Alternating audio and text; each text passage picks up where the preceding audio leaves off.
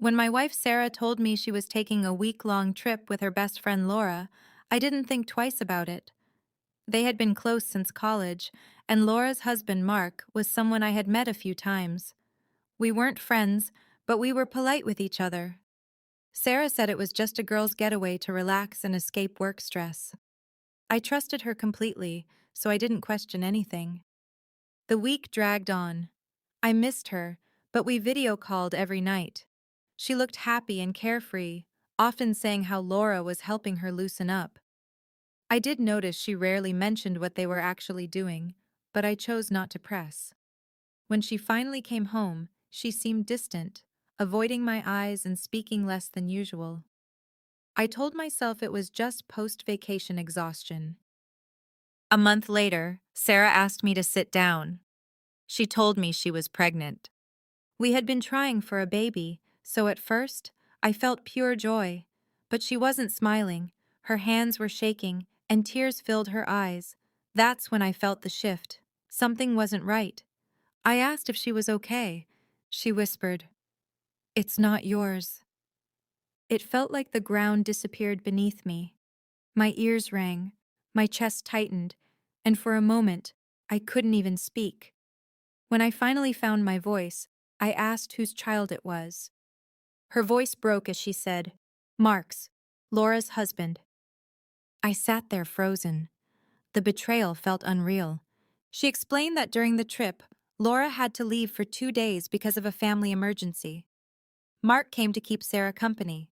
One night they drank too much, and it just happened. Listening to her try to explain it made me feel physically sick.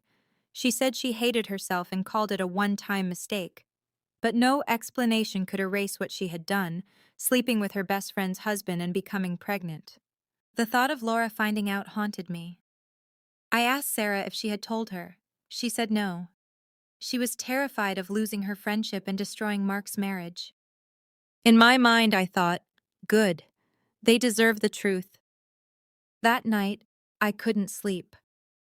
Every time I closed my eyes, I pictured Sarah and Mark together. I replayed every moment I had trusted her, every time I believed she was loyal. I thought about the child we had dreamed of and how she had shattered that future in a single night. The next day I called Laura. She sounded confused at first, but I told her she needed to hear something important. When I explained, she went silent. Then, in a trembling voice, she asked, "Are you sure?" I told her Sarah had confessed everything. A moment later, I heard her sobbing and shouting at Mark in the background before the call abruptly ended. When Sarah found out I had told Laura, her face went pale. "How could you do that?" she demanded. I let out a bitter laugh. "How could you do what you did to me?" She had no answer. The aftermath was brutal. Laura kicked Mark out of their home. She sent me messages thanking me for being honest, even as she admitted how devastated she was. Mark tried calling me, probably to explain or apologize, but I blocked him without hesitation. Sarah cried constantly, begging me to forgive her and raise the child as my own. I couldn't. Every time I looked at her, I saw betrayal. That baby would always remind me of the night she destroyed everything we had built. I told her I wanted a divorce. She accused me of abandoning her during her darkest moment. I reminded her she had abandoned us first. A month later, I moved out. I left her the house. I didn't want anything that carried the weight of what had happened there. Laura and I stayed in touch for a while, but eventually the conversations faded.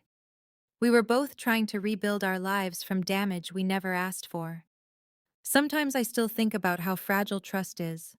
One trip, one night, one decision, and the life I thought I had vanished. Sarah made her choice with Mark. Now she has to live with it alone. I may have lost my marriage, but I kept my dignity, and that's something she can never take from me.